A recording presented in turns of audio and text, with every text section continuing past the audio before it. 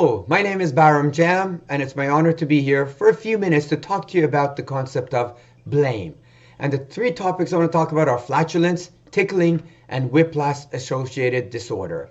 And before this topic is done, I'm going to be able to associate these three things together. Now, flatulence, fact number one.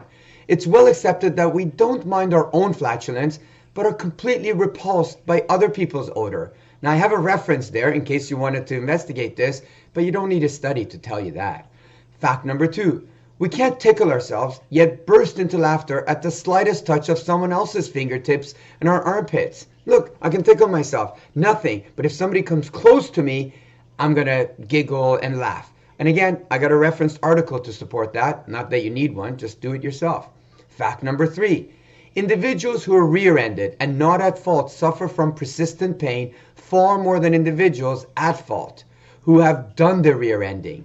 And you can see that in the clinics. How many times have you seen people with chronic neck pain who were actually rear-ended? And how many times is it the person at fault who did the rear-ending? How many times have you seen somebody who's been drinking and driving as chronic neck pain?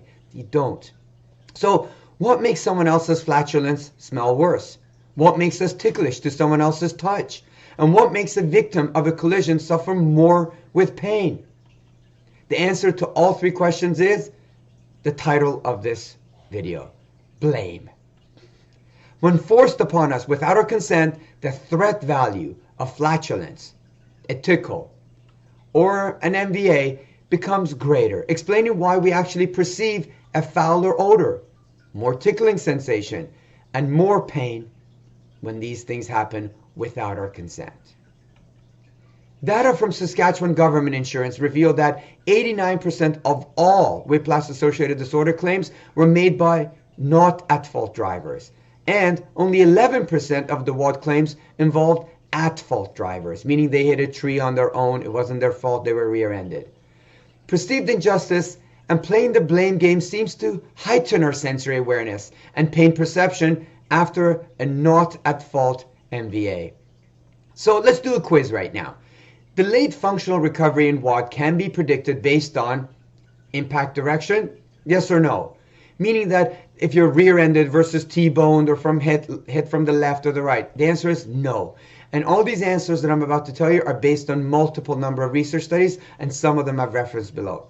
How about seating position? Whether you're in the passenger seat, driver's seat, in the rear end, the answer is no. Makes no difference in predicting your recovery. How about headrest position? You know, a lot of car companies spend a lot of money designing the best headrest. The answer is it does not predict recovery and function after an MVA. How about speed of the vehicle? Some people have a collision at 120 kilometers an hour. Others, that's 20 kilometers an hour. Can that predict if they have delay in recovery from their injury? The answer is no. How about angle of the neck at the time of collision? They were turned left, right, or they were looking down.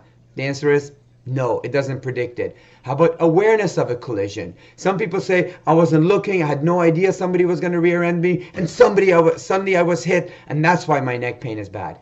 On the other hand, other people say, I could see them coming, and I was tensing up before I was rear-ended, and I could see them and they tense up. It seems to make no difference in outcomes and prediction of chronicity. However, what about perceived injustice and the sense of victimization? Can that predict delayed functional recovery in WADs? The answer is yes. And in the future video, I'll talk about all the studies that support this notion. So for now, what have we learned in this short video? We've learned that when flatulence, tickling, and an injury after an MVA are your fault, and you were the cause, things aren't so bad, meaning the flatulence is not that bothersome when it's your fault. And the tickling is a non-issue. And recovery from pain and disability after an MVA occurs within 6 weeks of predicted tissue healing time. Now, when flatulence, tickling, and an injury after an MVA are not your fault, and you're the victim, things aren't so good.